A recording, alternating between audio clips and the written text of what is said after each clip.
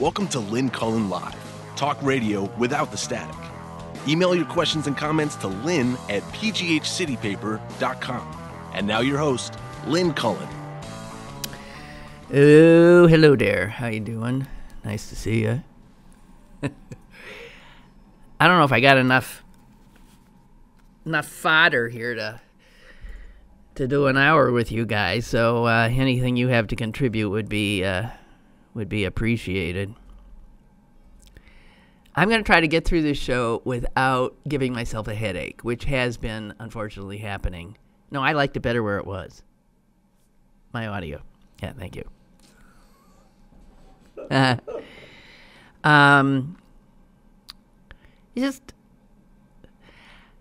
really am. I give myself a headache. Do I do that to you? Because, I mean, if I listened to a show that gave me a headache every day, I wouldn't listen. So the question is, if I do a show every day that gives me a headache and makes me queasy, why should I do it? Is it nascent? Yes. Nascent.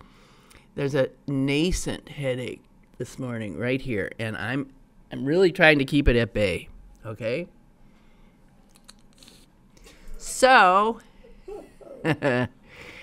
guys, God, dang, everything I'm looking at is like so depressing. I can't see straight. Is there really, seriously, is there some good news somewhere?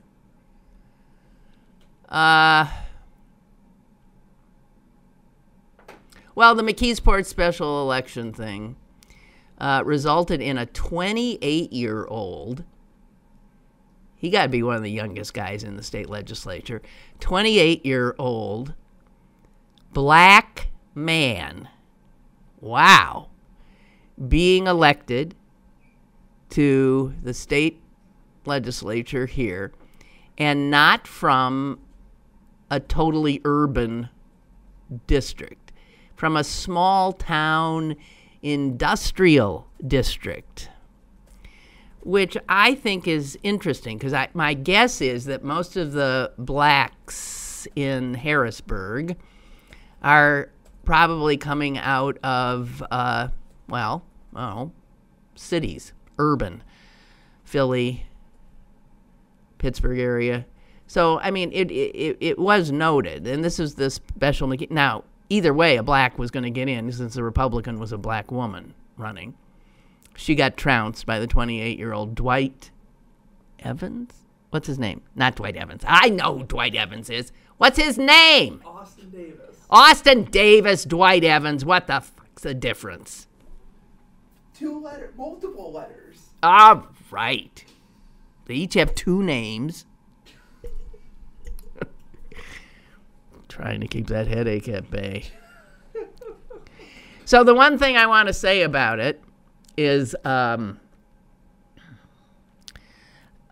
you know, I'm on Twitter, and I got this excited tweet from the actor John Leguizamo, who, or I think that's how it's pronounced. He's got one of those names you never know how to pronounce. He's in every movie made practically, and very much a progressive activist as well. And he excitedly tweeted out about the McKeesport special election and saying that it was yet again another flipped district. And I looked at it and it made me for a minute think, really? Was that a Republican district? And then I thought, no.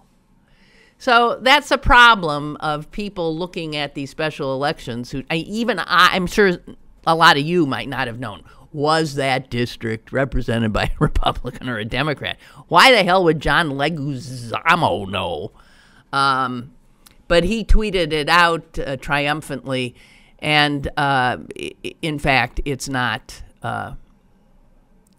It was a Democratic district held by a guy with a strange name of Gurgley,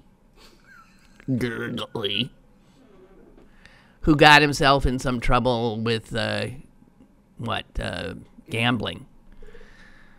Classic. So, anyway, that was a Democratic district. It's still a Democratic district. There ain't no flip there. There ain't no, whatever. But there is the interesting thing of this very young black man who was working for County Executive Rich Fitzgerald, now in Harrisburg, and God help him. That's all I have to say. Okay. We have a call. Good. Hello. Hang on. Hi, it's Susie from Swiss Helm Park. Hi, Susie. I'm a poll worker, and I don't usually work in the McKeesport area, but I was called into service to work in McKeesport for the special election yesterday. Yeah, how many people did you see? 4? 22 out of 317 in McKeesport 6-2. I was just floored. And McKeesport 6-1 saw, I think, 20. I couldn't believe it. Like, you tell me if we deserve a democracy in this country. You tell me. Come on. I just don't understand it. And I was talking with the poll workers who usually work at that poll. Their judge was ill, so I was filling in as judge. They told me that the area is getting older, and they're having a very hard time getting to the polls or even finding people to take them to the polls. And I said, well, don't they know that they can absentee ballots? Absentee ballots. It's not that hard to apply, and all you have to say is, I'm old. I can't You're disabled. Right. And you don't, you can say all sorts of different things, and they're just going to send you a ballot. I don't know. It's very, well, so your call is not helping. And we had no absentee ballots. You had no absentees. No absentee ballots. How, did I see a total vote count? How many, how many people voted altogether? Wait, we got it here. I saw that, but I can't remember. 9,000? 4,000. God, work on your penmanship. 4,000. 4,000 out of God knows how many. There's a lot more people there. Yeah. The whole area was aging. And then here's another point. I train people to run the polls, so I know an awful lot about what it takes to put on an election like this. It costs $1,000 for each poll. Wow. For an election. This was 10% Talk about a waste of money. Yeah, 10% turnout. I don't think you can. We don't deserve. Maybe we deserve exactly what we're getting. We're going to get what you can call it, kleptocracy, an oligarchy, a totalitarian fascist state, whatever it is. We do not participate in our government, which means that it's a lie. There is no democracy really here. No, and we also need to do something about trying to get people. I don't know, trying to get more people to the polls who are interested in voting. Well, listen, you're doing this, Susie. You're doing your part. You're doing your part. You are doing a lot of work. The rest of us need to step up, and I don't know. I don't know. I would imagine that we're all singing to the choir here because, people who would bother listening to a program like this are people who I'm sure vote. So, but right. we have to remember that we are in a minority of a minority of a minority, and it's very distressing. And I would imagine more so for somebody like you and the other people who come out to do the work, who are there so that the rest of us can have a voice in the government and you're greeted with 9 out of 10 people turning their backs on you. That is just disgusting. It really is disgusting. Susie, I got another call. Thank you. You know, as we say, thank you for your service. Thank you. I mean it. I mean that. I love it. I love doing it. Okay. I love doing it. All I right. always wanted to do it, and I'm glad I do it. I love it. And we need more poll workers. Okay. We do. That's another thing. We need more poll workers. That's something I'm thinking I might do when I, totally retire. Okay? Okay. All right. Well, we need you out there. Yeah, I'll be one of the old ladies. Bye. Bye. We have a call, I believe. Hi, Okay. Lynn, it's Beth. Okay. And I'm calling because I grew up in this district. This is very well. this is your home. So it's 10% voter turnout, Beth. Well, let me tell you this. My parents still live in that district. When they went to the polls yesterday, they were number 80 and 81 out of 1,200 at their polling place. But let me just say this. First of all, if I hadn't mentioned to them and they hadn't seen online They wouldn't have about known. the election, they Wow. saw the signs, but there was nothing advertised of when this special election was in the area. Well, where would it be at? What would be the local source for them to? Is there? Well, and it used to be the Daily News. They don't have that anymore, huh? The McKeesport. And paper. with that paper not existent, and that's been a big problem, I think, within that area is that area is really feeling that void because it really gave information solely to that area. That Mon Valley. I mean, the other it's Whitehall, McKeesport, Liberty Borough. Okay. It's that pocket in there. Yeah. So the fact that you didn't have it really advertised, even local news, and I don't watch it a lot, but even spot checking it, there was no mention, hey, you're going to have a local election in this area. And by local news, wait a minute, Beth, you mean like local television news? Because even that. They don't care. They don't care about some that's the whole stupid thing. special So, election. Or County Board of Elections, or a mailer going out saying, hey, there's a special election for Gurgley's district. Yeah.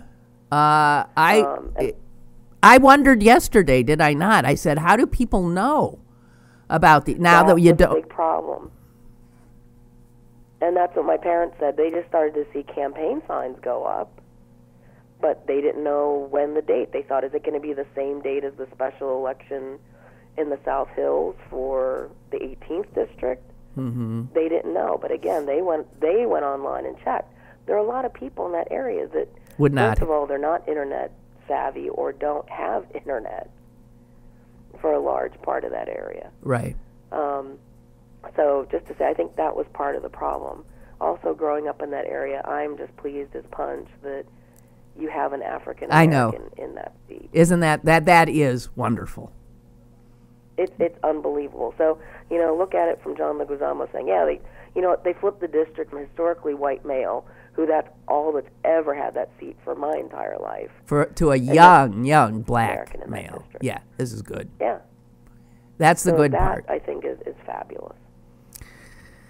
Hey, you wonder what's with the demise of newspapers, of local papers. Yeah. You start to see the impact, and television news, where people supposedly get their local news. There's no way any local TV station covers every little town and district. And they sure as heck don't cover something as unexciting as some stupid special election. They just don't. For a state house seat. You know what they would have covered? A water main break in McKeesport. That would have been covered. No, actually they wouldn't. But they cover every shooting that happens. Okay, yes, every shooting, right. Because there's been water main breaks, I can tell you, and that has not been covered. Shocking. But again, any shooting, of course, we're going to amp that up. Yeah. Definitely. And just on another, I have to say, I would love to see, first of all, two things. I've been thinking more and more as far as going into the 2018 election. Can't there be pressure on Rich Fitzgerald and the County Board of Elections here to get us off of those electronic voting machines? Oh, God. There needs to be. I mean, it's it has unbelievable. to start somewhere, and I think really that's a big pressure point. I And then the second thing is, you know, why don't we make our National Voting Day Veterans Day? What a way to honor the veterans is by going out and vote. And this way, more people can be involved in the process. Well, for one thing, just by that last thing you said, Republicans will not be in favor of more people having access to the polls. All they do, as you know. I mean, why would you have Election Day on a Tuesday, and in some jurisdictions with voting hours so few that there's no way a working person can get to the polls? It's despicable. I don't know. Well, just in travels, I know, like with the Atlanta mayoral election, some people who lived on the other side of the county, which was still the city of Atlanta, their polls closed at 6 o'clock. I know. I know. Crazy. And there was actually a court injunction saying, you know, how can you have the polls open for this election in one area till 8, but in this other county they close at 6? It's ridiculous. It's wonder why. You wouldn't be trying to suppress a certain demographic from having their voices heard. And another thing real quick about the special election was Saturday night my parents got a knock at their door, and here it was a Republican person stomping for, and here they were from Ross Township in that area doing their door knocking. So you know what? If you could have some bigot from Ross Township coming into the McKeesport White Oak area door knocking, hey, any of us can go now into Dormont and the South Hills and do the same thing for Michael Lamb. Well, maybe you didn't hear, but in fact, the Republican, I think the RNC or the Senate has hired. They hire door knockers coming in from God knows. They don't care. They could be from Wyoming. They hire people, and already have, to knock on doors in that district election. That so that is not. It's not, you know, really activist Republicans knocking on doors. No, it's people doing it for money. Now, for Connor Lamb, I would imagine there will be enough volunteer energy out there to do the same. I don't know, but I hope. I hope so, and I'll tell you, if anybody from his campaign is listening, they better step up their ads, or just the quality of their ads big time, because the one where he's talking to the veterans group, they need to pull that one and do some retooling. No, I agree. The one I've only seen one, but it's very. Bleh. It's very amateur. They need to. They maybe don't. They definitely need to step it up. I don't know. Democrats, they don't. I mean, they know how to govern, but they don't know how to run and win elections. Right. Incredible. And he's got a real good shot. He does. He really does. All righty. In that crazy district, it's amazing. Oh, God. Thanks, Lynn. Always good to hear from you, Beth. Bye-bye. Bye-bye. Okay. Lou writes, we all have to start talking about longer voting periods. This Workday Tuesday biz is a given that the majority is not going to make it to the polls. Purely logistics most of the time. Why does no one in Pennsylvania ever talk about extending the voting time period to allow more people easy access? Well, I don't know. We know that the Republicans work mightily to restrict the ability of people who, by virtue of what demographic they are in, they fear would be voting for a Democrat. So they do it in the littlest teeny ways. Location of a voting of a voting place, hours, Tuesdays, a work day, gerrymandering, voter ID, making a big to-do that there's lots of voter fraud when there is not. There's something. and I've said this for a million years now, and I'll say it again. I do, although they're despicable.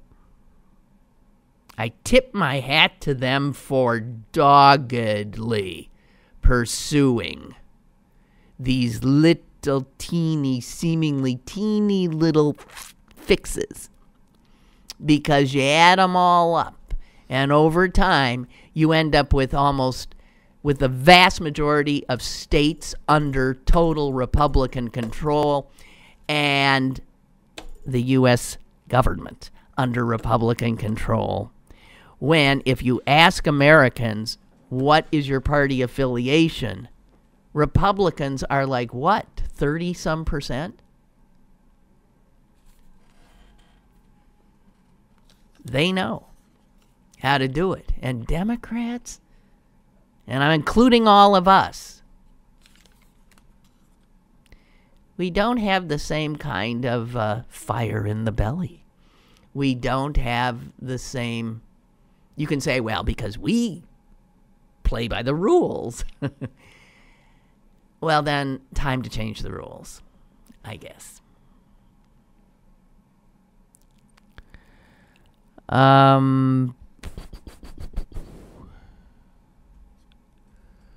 What is this you sent me? This is sad. You trying to give me a headache?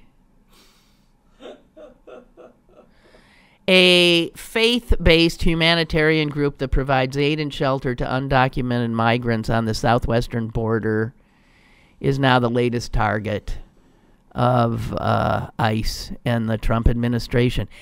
8 members of this group, which is called No More Deaths, have been charged with federal crimes in recent months, including one who was arrested shortly after the publication of a report documenting abuses by the Border Patrol. Have you seen that video of Border Patrol people finding these big jugs of water that groups like this, I assume probably this group puts out so that somebody who is desperately trying to get into the country won't die of thirst, I guess. And the Border Patrol, this guy's laughing as he does it. They're kicking these things over. They're taking it and happily, I mean, that to me is evil. Pure evil. Okay, we have a call. Hello, caller. Hey, Lynn, it's Mike in D.C. Hi, Mike. So when I was a kid and we voted, or when I went with my parents to vote, it was in Brookline, and you went and all the poll workers knew your mom and your dad. And then the first time you voted, they were all like, this is your first vote. Everybody. And there was this big book that you signed, and every time you voted, it was your signature. Right. Now it's all done with your driver's license. At least in Virginia it is. So why do I have to go to one particular polling place? Well, that's true. That doesn't You mean make that any record sense. isn't everywhere? Huh. Why can't I go with my driver's license to any polling place, by my office, by the grocery store? Why do I have to go to the one by my house? And why do they get both? Why do they have to have it both ways? You have to show your ID, and you have to go to the one by your house. It's so rigged. Unfair needs a new word for unfair. Well, it's stupid, too, if the purpose is to allow as many people to have easy access to the polls. It's just stupid. So what you got to figure is there's something else going on, and it is, in fact, the intention of suppressing the vote. And there's one way to balance the budget, and that's to make voting mandatory. And if you don't go, you're fined $50. Well, I believe that's what Australia does. That would pay down so much debt. People still wouldn't go, probably. Yeah. But that would pay down so much debt. Yeah. But would also not elect Republicans, so it's never going to happen. No, none of this is. anytime you try to, broaden the franchise, Republicans fight tooth and nail and never stop. Never stop. No. And why, when I go to the grocery store, my phone dings that I just made a purchase for $17.63, and I can look at my phone and say, yeah, that was me. But when I go and vote, there's nowhere I can go to look to see if my vote was indeed counted. I'm trusting that the poll workers aren't, jiggling the wires as I'm putting my form in. I'm trusting that Russia hasn't built in software, or China, that's counting 2 Republicans to every 1 Democrat. Right. So if we're going to do this electronically with my driver's license, I have to show ID, then I want to see where I voted and if my vote counted. And that is... Why do they get to have it both ways? Well, no, you're absolutely right. And the fact that every state and the federal government have not moved with incredible speed to secure our voting system tells you something. And you're right. I don't think the Democrats have been heard much on this. I don't know what they're so afraid of. I mean, I know why the government reopened, and it's because war profiteering companies who lose money when the government's closed came down on them and said, you got to open the government. We're losing, $16 trillion a day. So they caved. But why are they caving? Why aren't they addressing this? What American is going to say, no, voting should be a system that's easily rigged?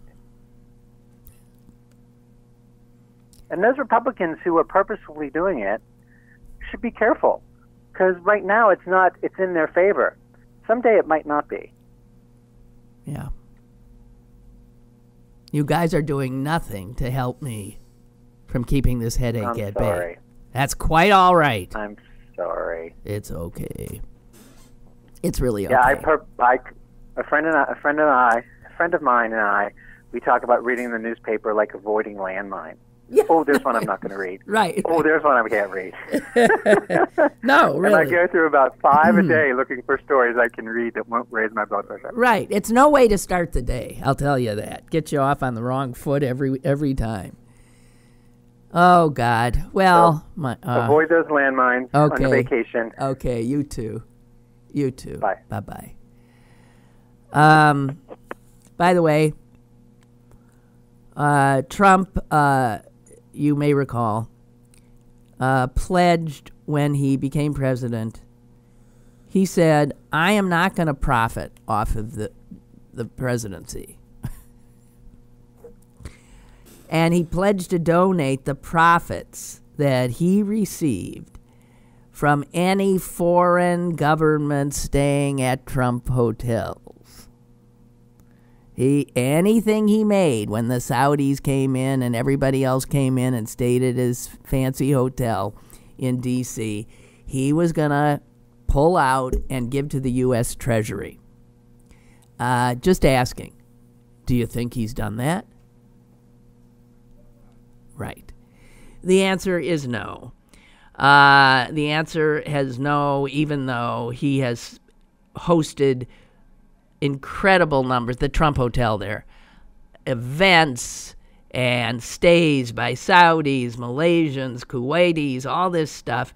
No payments have been made to the U.S. Treasury, and apparently somebody asked a question like, where's that ill-gotten gains you said you'd give to the American people? And he has said, well, we'll maybe be making a payment near the end of next month. They're always later, later, never, ever, ever happens. I just wanted to also note that we are still in the first month of this year, And in the first month of this year, in these United States, there have already been 10 school shootings. 10. And you know what's amazing? Is that comes as news to all of us. What? There have been 10? Essentially, one every other day. Okay? Someone's been shot and killed in an American school.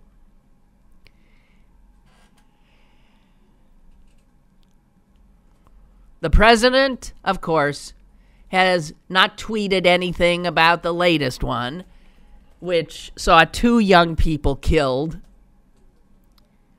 15 others, I believe, wounded, some grievously.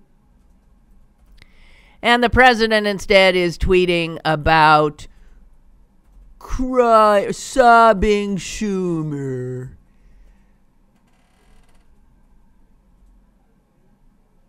You know who tweeted something about it in sympathy? The Prime Minister of Canada, Justin Trudeau. He responded. He responded. He had a tweet about, oh gosh, I'm so, what a horror. I am so sorry.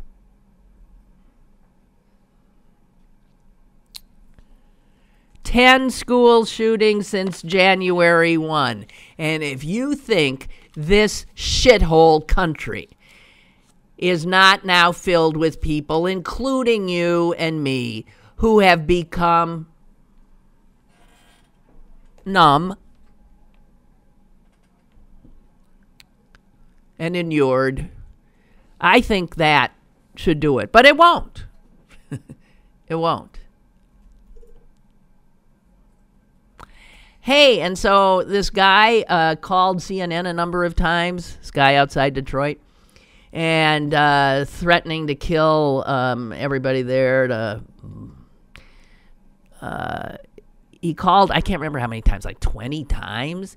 Every time he called, it got more ridiculous. A lot of gonna kill all the Jews there things. A lot of gonna kill the blacks there things. Clearly a racist, anti-Semite, lunatic. And he kept saying, because of your fake news, your fake news, your fake news. He's arrested. And are you aware? He's already free. His bail was set at some ridiculous, I think $10,000.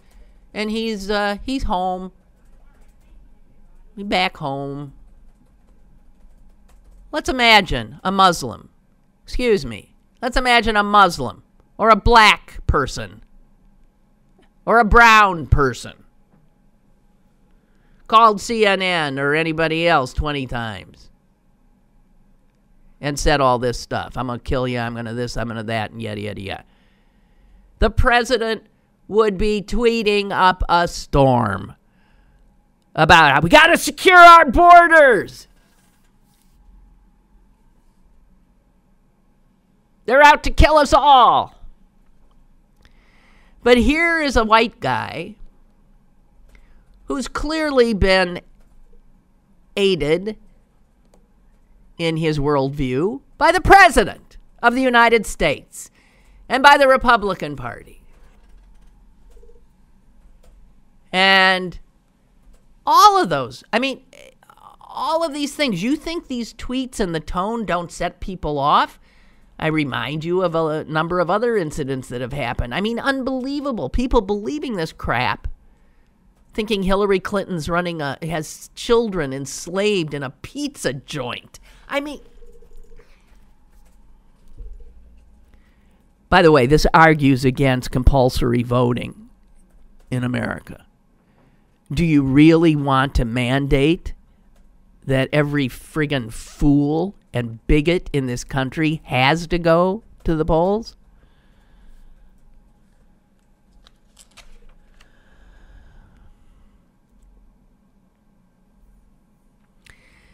I don't watch Fox News because I have, as I said, enough of a blinding headache. But they're onto something new. Have you heard about it? There is a secret society, they claim, in the FBI that is actively working to overthrow the duly elected President of the United States. And none other than a senator from Wisconsin, Ron Johnson, was on their air peddling this. That within the FBI, there is a secret society whose only aim is to overthrow the government of the United States.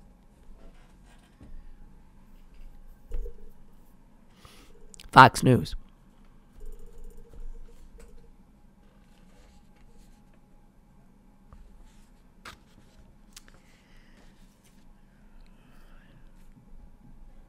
And as I pointed out before, while we watch in horror at Trump in the White House, stuff's getting done. And so this Republican agenda is being passed, created, enforced. This latest, these tariffs he announced, I believe yesterday. Tariffs on the import of solar panels manufactured, obviously, abroad.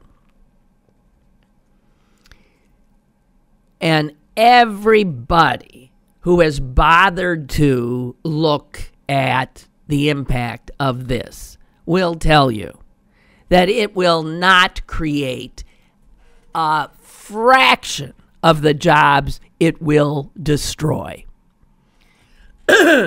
This was something done at the bidding of two solar panel manufacturers in this country, who, by the way, both of whom are foreign-owned. They're just put their factories here, but they're foreign-owned. The solar industry in general is the fastest growing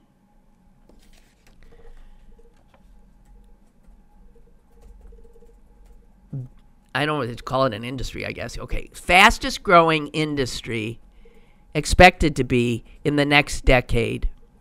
And that is solar panel installation, particularly, which is a very hands-on, labor-intensive kind of an industry, which gives lots of jobs to lots of Americans all over this country.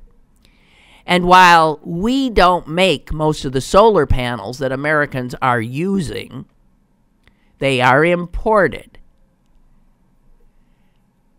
But all the other stuff, the frames on which the solar those are manufactured here. There's a lot of other stuff, and if you look into it, it is so depressing. More than 260,000 Americans, 250,000 Americans, are now working in the solar power industry. You know how many are working actually making solar panels? Which is what the tariff is about? 2,000. 2,000. And yet he puts in jeopardy 260,000 jobs. I got to tell you, the Wall Street Journal, of all places today, has an editorial decrying the stupidity. Far more workers are employed in areas that underpin the growing use of solar technology in this country. By raising the cost of this all-important ingredient, though, the panel, the tariffs are going to make solar power less competitive with other sources of energy, less appealing, and definitely more expensive. The Solar Energy Industries Association said that the president's action yesterday would result probably in the loss of about 23,000 jobs in the solar industry this year.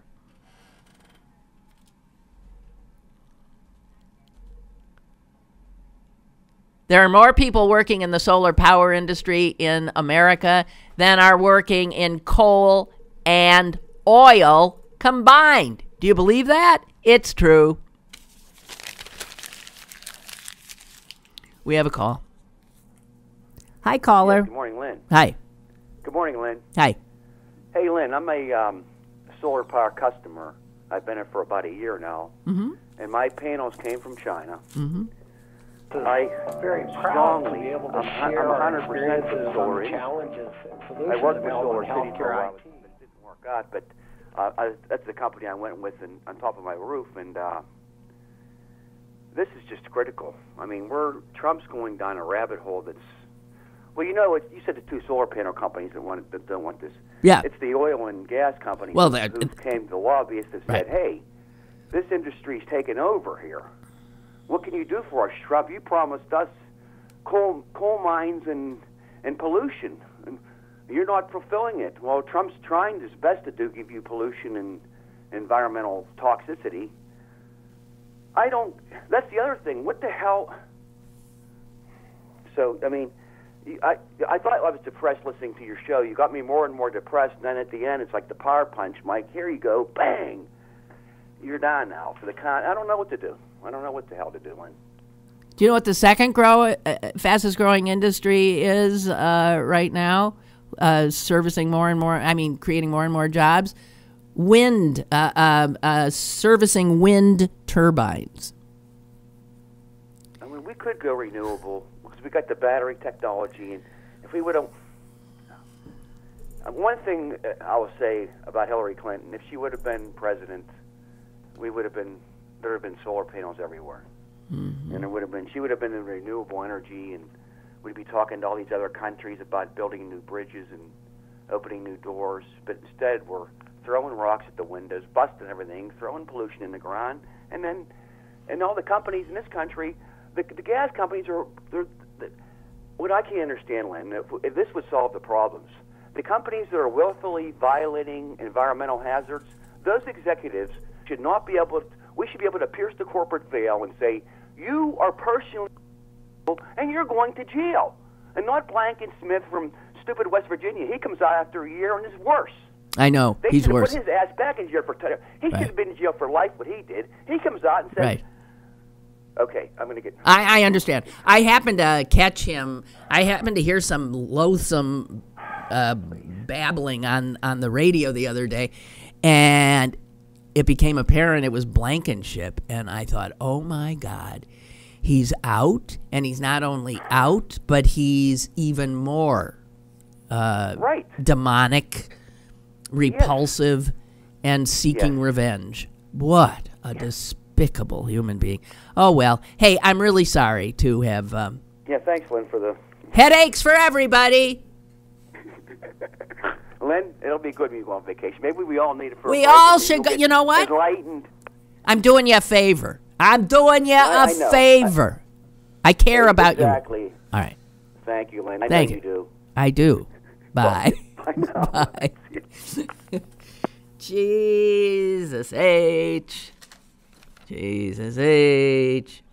So remember Richard Trumka, head of the AFL-CIO, former mine worker, since we're on energy kind of thing. He was flirting big time with Donald Trump. I don't think he endorsed him ultimately. But he was sitting on his councils and, generally giving him a chance. Well, Trumka's back in the fold. He said yesterday about the president's first year that he has actively hurt working people And that, I'm getting some other quotes, what he's doing hasn't matched what he said. Oh, Richard, really? You're shocked, are you? Shocked. I figured at the time he just was catering to his racist base, in as much as, you know, the Trump Democrats, the Reagan Democrats, that crowd. But Trump now has seen the light. Here's what he says. President Trump has used his office to actively hurt working people. He has joined with corporations and their political allies to undermine the right of workers to bargain collectively. Shocking, Richard. He has taken money out of our pockets and made our workplaces less safe. Can you imagine he would have done that? He has divided our country, abandoned our values, and given cover to racism and other forms of bigotry. Yeah, all that was obvious before you cozied up to him. When Trump was inaugurated, the AFL-CIO did an internal survey of their membership and found that 45% of them voted for him. So that's almost half. Unionized Americans. Friggin' fools. Voting for a guy who only cares about the people who will make their jobs less safe, who will make their futures less safe, who will screw them up one side and down the other with the... Stop, Colin, just stop.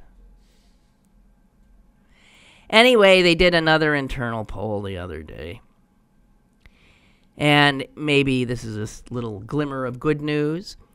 And now, instead of 45% of AFL-CIO members thinking Trump is the bee's knees, now only 37%.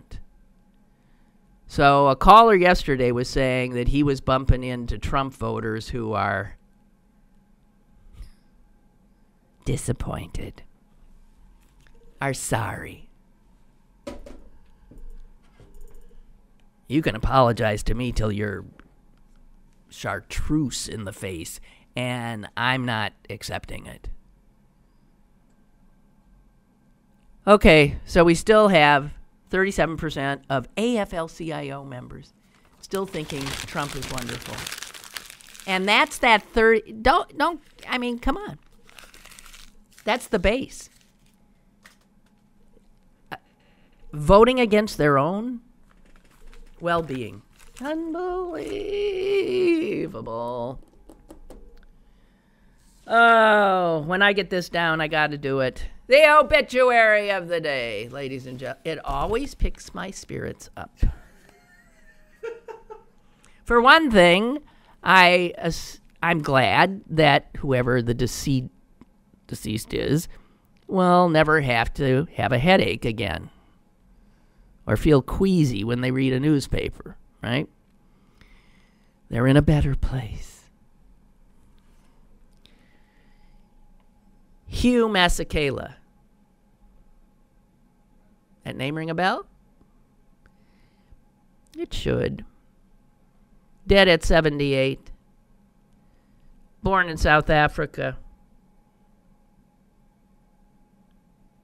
Went into exile. I mean, a lot of South Africans just get the hell out when they can, and he was one of them. He was a hell of a trumpet player, guys. And he was an activist as well. It was after the carnage of the Sharpeville massacre, which happened in, outside of Johannesburg, where I think, well, it says here 69 protesters were killed by police. And that happened in 1960. And that's when he said, I got to get out of here. In part, it was because the apartheid government, after Sharpeville, banned any public gathering of more than 10 black people. So that you couldn't have a concert. And so he thought, I want to do my thing. I want my band and I to do what we do. We got to get the hell out of here. So he left. And it was Harry Belafonte and Miriam Makeba who helped him secure actually a scholarship to the Manhattan School of Music, where he studied classical trumpet for 4 years. And then he was just off. And by the way, he married Miriam Makeba. That didn't go too well, but he married her for a bit. And, of course, he didn't return to South Africa for 30 years. Left in 60 at Sharpeville and came back in 90 when Mandela was released. And he would often end his concerts with tributes to Mandela, with his audience holding fists in the air. Song is the literature of South Africa, he said. Over the 30 years he was a man without a country, he never even considered taking citizenship in any other nation.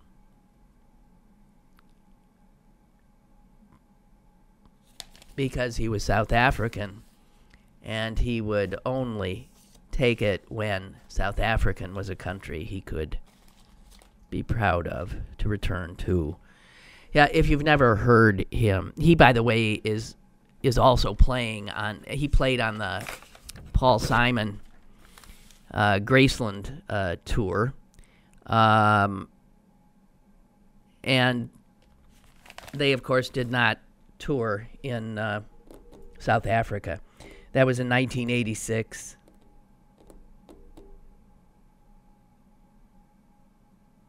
So, sorry to hear he's gone. Hugh Masekela. Louis Armstrong gave him a trumpet once. It was a... Oh, guys. Okay.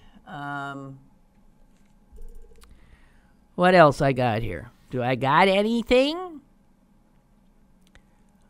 Somebody has reminded me, you guys are amazing. I'm always in awe of people who remember dates.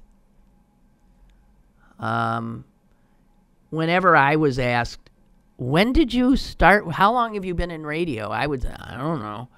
And they'd say, how long have you been doing this? You know, affiliated with City Paper. I don't know. I don't know what date I started doing this. I don't know what year. I don't even have a clue.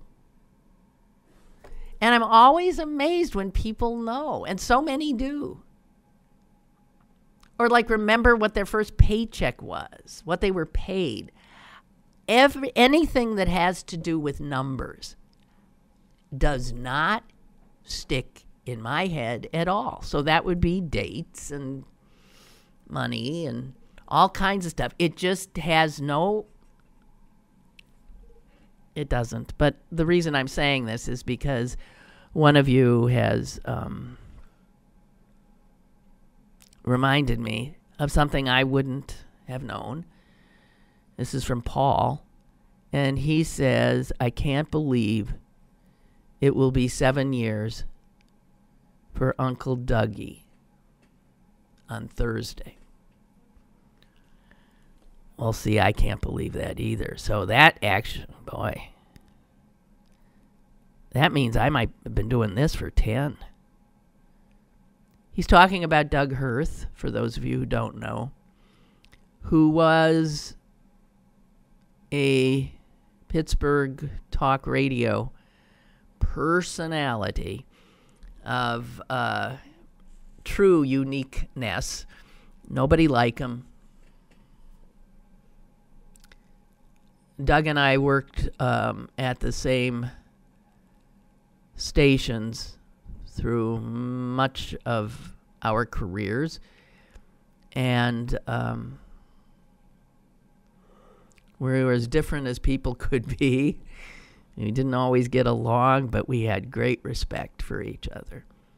I would sometimes listen in awe to his ability to tell a story. He was something. And where I can't remember anything, he never forgot a thing. Not a thing. He was sort of a bit of a polymath. He never went to college, and yet he knew so much stuff. And some of the stuff he knew because he cared so much about is he knew everything there was to know about early rock and roll.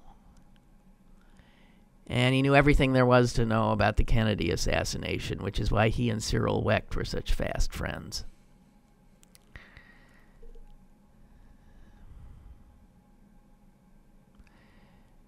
And when he lost his job because talk radio, and he didn't do a conservative talk show.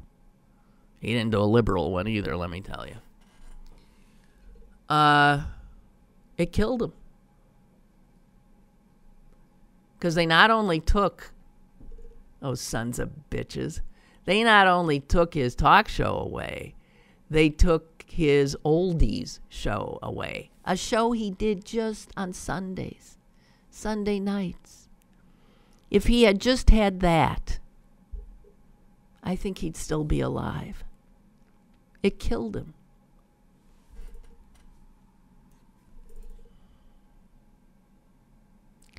He's been gone 7 years. Wow. Well, hard to believe. But for those who remember those golden years of talk, and they go back to WTAE AM radio, we had the most extraordinary lineup. And I doubt you could beat that lineup anywhere in the country. It was eclectic. Everyone from, liberal to libertarian indecipherable character like Doug and Devlin, Phil Music.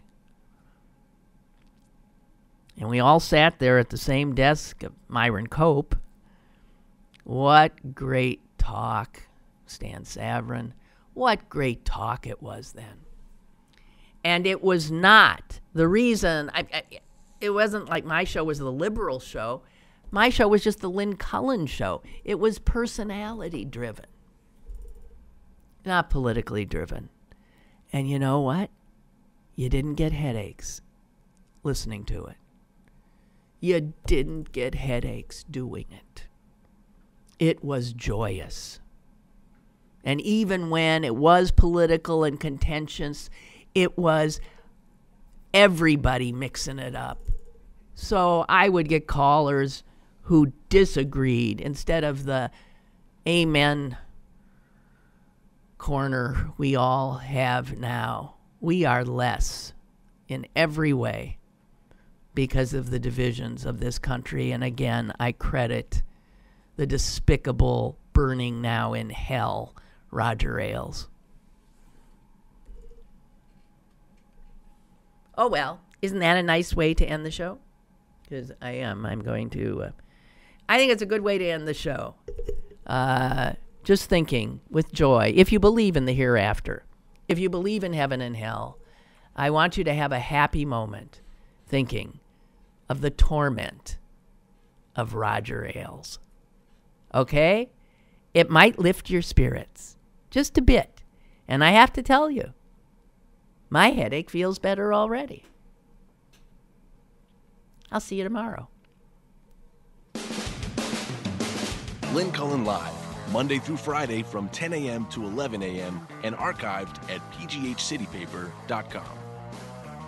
The opinions expressed on Lynn Cullen Live are those of the host and do not necessarily reflect the viewpoints of Pittsburgh City Paper or its advertisers.